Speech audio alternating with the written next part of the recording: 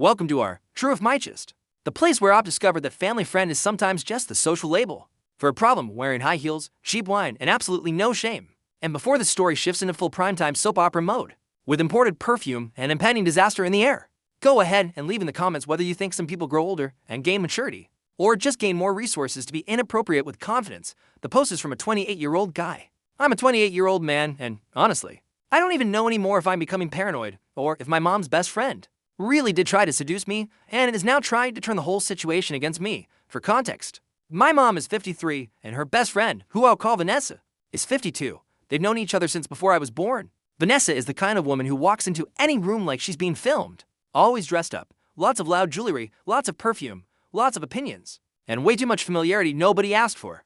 That overbearing older lady energy of someone who thinks every conversation is a stage and every person is her audience. I moved back into my mom's house for a few months because my apartment had a serious leak problem and I'm still finishing renovations. I have a job, I pay my own bills. I didn't come back because I had nowhere to go. I came back because the wall in my bedroom basically decided to become a waterfall of mold. My mom insisted I stay with her until everything was fixed out. At first, Vanessa just seemed like Vanessa, annoying, but in her usual way. She made jokes saying I had really become a man, commented that I was looking strong, asked whether I was dating anyone, said girls my age were too silly to appreciate me. I found it irritating, but I tried to brush it off because my mom laughed and said, "That's just how she is." But then it started getting genuinely weird. She began showing up at the house way too often, and it wasn't always to see my mom. Sometimes my mom was working, or had gone to the market, or was in the shower, and Vanessa would still just show up with some pathetic excuse. It was always, I came to drop off a pie, I came to pick up a baking pan, I came to check on a plant, I came to show a picture, I came for a quick coffee. It was never quick, and it was never just that. She started touching me too much. Hand on my arm, hand on my shoulder, hand on my back when she walked behind me, even when there was more than enough room. One day she squeezed my bicep and said, "Wow, your future girlfriend is going to be very happy." I stepped back and said something like, "Yeah, hopefully." And she laughed in that way people laugh when they've already decided to cross a line and want to see whether you'll let them. Another thing that started bothering me was the messages. At first they were harmless. Memes, a wine photo, little jokes, a restaurant link. Then they got way too personal. "Your mom said you stay up late. I saw a guy at the market and thought of you. If I were 20 years younger, you'd be in real trouble with me." That last one I pretended not to see. She deleted it about 10 minutes later and sent, "Lol, just kidding, of course. Just kidding." The universal alibi of every person with no moral breaks. They do something inappropriate, test the reaction, and if it goes badly, they call it humor. A classic tool from the survival kit of people with no boundaries. I tried bringing it up with my mom, and that's where the really infuriating part began. My mom didn't call me a liar, but she slipped into that elegant form of denial that amounts to the same thing. She said Vanessa had always been very expressive, that she said dumb things, that I was probably being sensitive because I'd been spending too much time at home, that I was misreading it. I asked her whether she'd like it if one of her male friends kept squeezing her arm and saying, if I were 20 years younger. She said it was different. Of course it was. It always is when people don't want to deal with the problem. I started avoiding being alone in the same room as Vanessa, but the woman seemed guided by radar. If I went to the kitchen, she showed up in the kitchen. If I went to the backyard, she showed up in the backyard. If I was doing dishes, she'd slide up beside me with a glass of wine and that smile of someone who mistakes harassment for charm. One night my mom left to pick up medication for my aunt, and Vanessa was there because she had supposedly come to keep her company. The second my mom left, Vanessa waited maybe 30 seconds before saying, "Now the house is quiet." Finally, I remembered that with total clarity because my entire body locked up. I just responded, "Uh-huh." Then she stepped closer and asked whether I was always such a good boy or if I ever had wild moments. It was so ridiculous it sounded like dialogue from a bad telenovela. But that's exactly what she said. I told her I needed to take a call and walked out of the kitchen. The following weekend we had a barbecue at the house. Family, cousins, people coming and going, totally normal atmosphere. Vanessa showed up in a tight dress and with the energy of a woman, determined to become the gravitational center of the hemisphere. At one point, while I was sitting at the end of the table looking at my phone, I felt a hand on my knee. It wasn't accidental. It wasn't brushing past. It was a hand placed there and left there. When I looked over, it was her, smiling at someone else like nothing was happening. I stood up so fast my chair nearly fell over. Everyone looked. She just raised an eyebrow and asked, "Wow, did I scare you?" I went to my room and stayed there until the barbecue was over. Afterward, my mom came in and told me I'd been rude and ruined the mood. I told her what had happened. She got angry. Not at Vanessa, at me. She said I was exaggerating in an ugly way and I had no idea what I was implying about a friend she'd had for decades. That hit me harder than I expected, because I wasn't telling some random internet story. I was talking about her house, her friend, her son. And even then, I somehow became the weird element in the room because I felt uncomfortable with a woman in her 50s groping my leg like she was picking out ripe fruit. After that, Vanessa changed tactics. She stopped being openly forward for a few days and became the soft victim instead. In front of my mom, she'd say I seemed distant, that maybe I was upset with her, that she cared about me like I was hers too.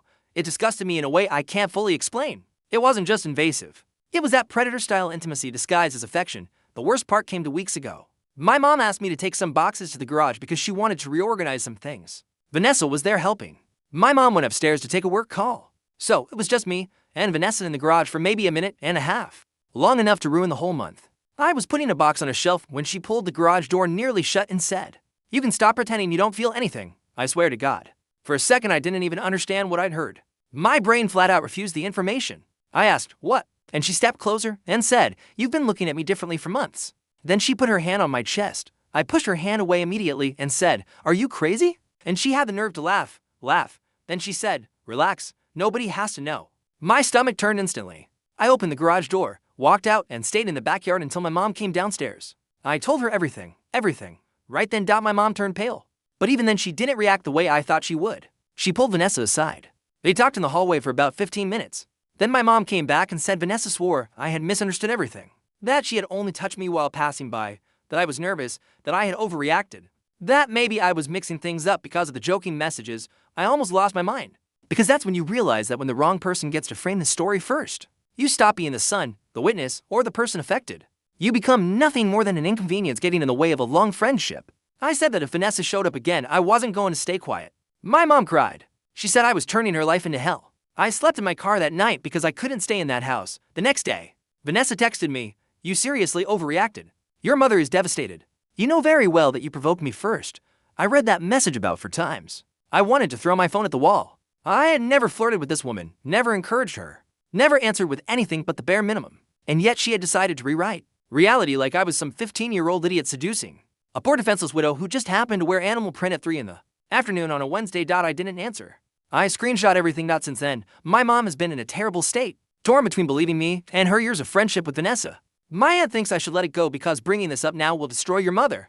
My cousin thinks I should expose Vanessa to the entire family. All I know is that I feel disgusted, furious, and half crazy for still having to convince people that I didn't invent this ridiculous mess. Am I the asshole if I show the messages to the whole family and put an end to this once and for all? Because I honestly think that if I do nothing, she's going to twist the story until I become the pervert in the situation.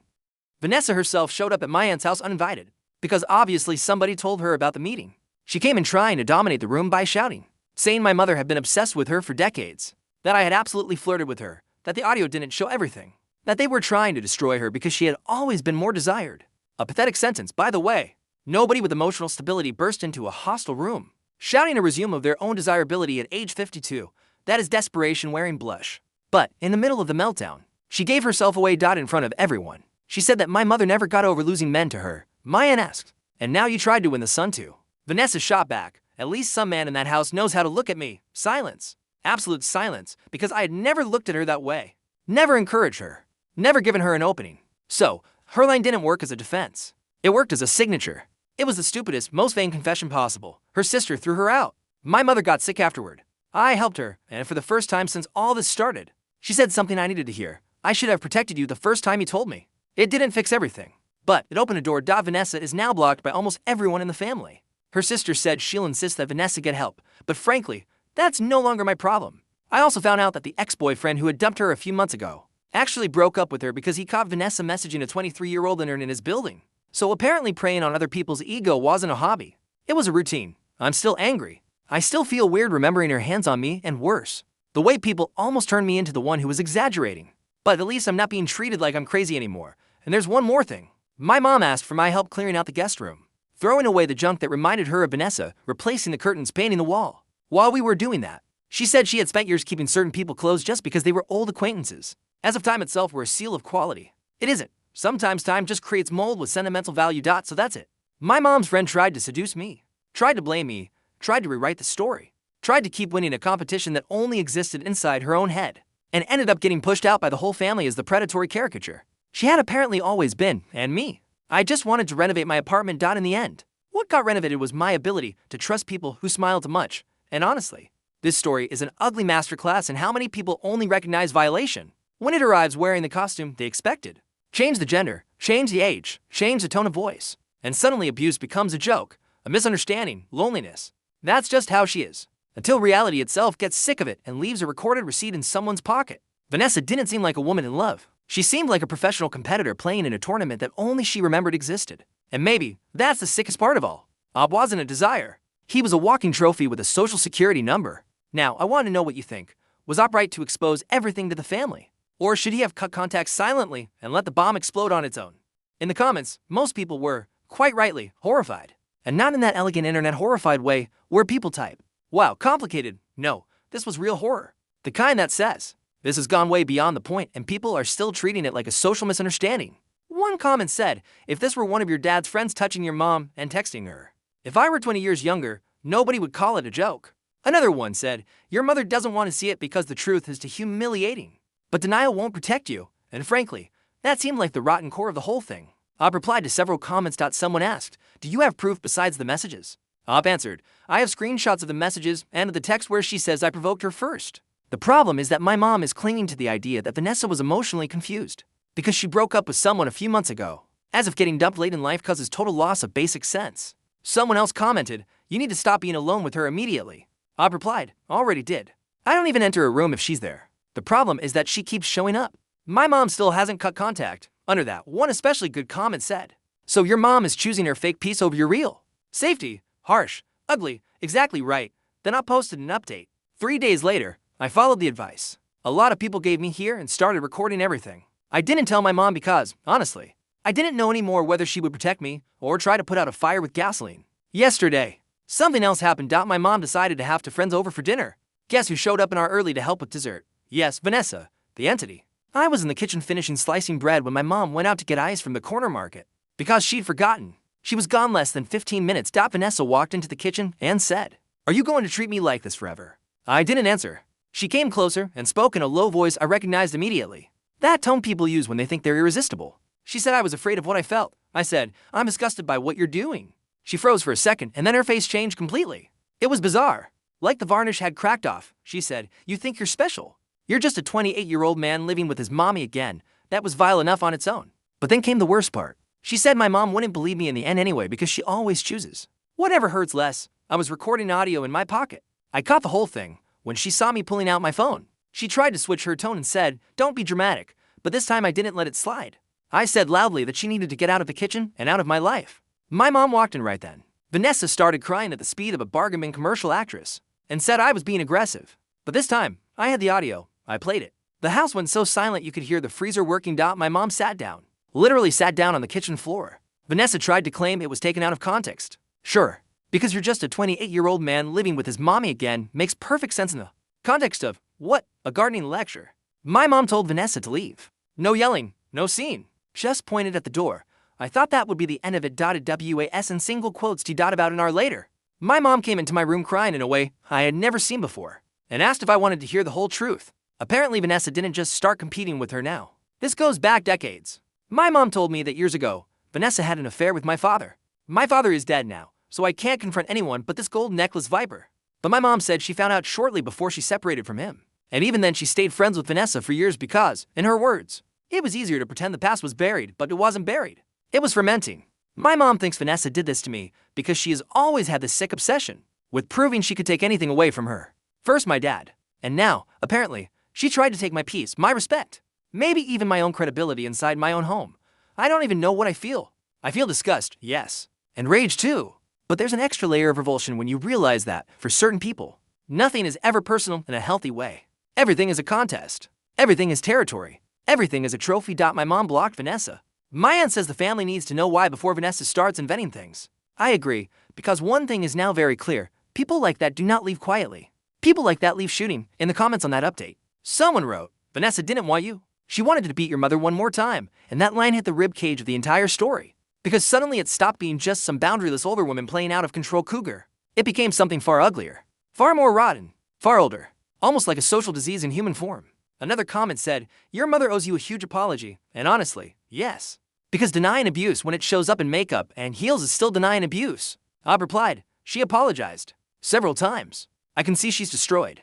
I'm still angry at her for not believing me earlier. But I also saw her face when she heard the audio. She looked like someone realizing she had kept a snake in her living room for years." Then another 2 days passed, and Ob came back with another update. As many people here predicted, Vanessa did not leave quietly. She started calling mutual relatives before the real version could spread. She told my aunt that I was unstable, that I made everything up because she rejected me, and that my mother was covering for me because she's my mother. The audacity of this woman is almost artistic. But this time, her luck ran out. My mom, who until last week treated Vanessa like a sister, decided to send the audio to 3 family members before Vanessa's gossip had time to grow. My aunt, my cousin, and Vanessa's own sister. And here comes the part that I swear sounds like a soap writer working while full of rage. Vanessa's sister heard the audio and wasn't surprised. Not surprised, according to her. This was not the first time Vanessa had crossed the line with a much younger man. Years ago, she tried something similar with her own niece's fiancé. At the time, the family covered it up because Vanessa claimed the guy had been drunk and confused. I stared at that message trying to decide whether I wanted to laugh hysterically or buy AFLAMETHROWER. So no, it wasn't a what-time breakdown. It wasn't loneliness. It wasn't wine. It wasn't a joke. It was a pattern.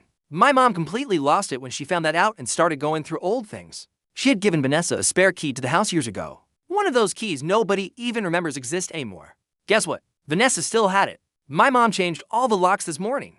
And here comes the radioactive cherry on top. When my mom started searching through an old box Vanessa had stored for her in the guest room, she found copies of my father's documents, notes, an old torn photograph, and a letter Vanessa had never sent but had kept, saying that my mother always ended up with the life she deserved. I read that line and understood that I was never the target because I was me. I was the target because I was an extension of her. I am the sun, the symbol, the continuation of this woman's disease competition. My mom wants to confront Vanessa in front of the family. I honestly don't think it's even worth it because people like that don't confess, they perform.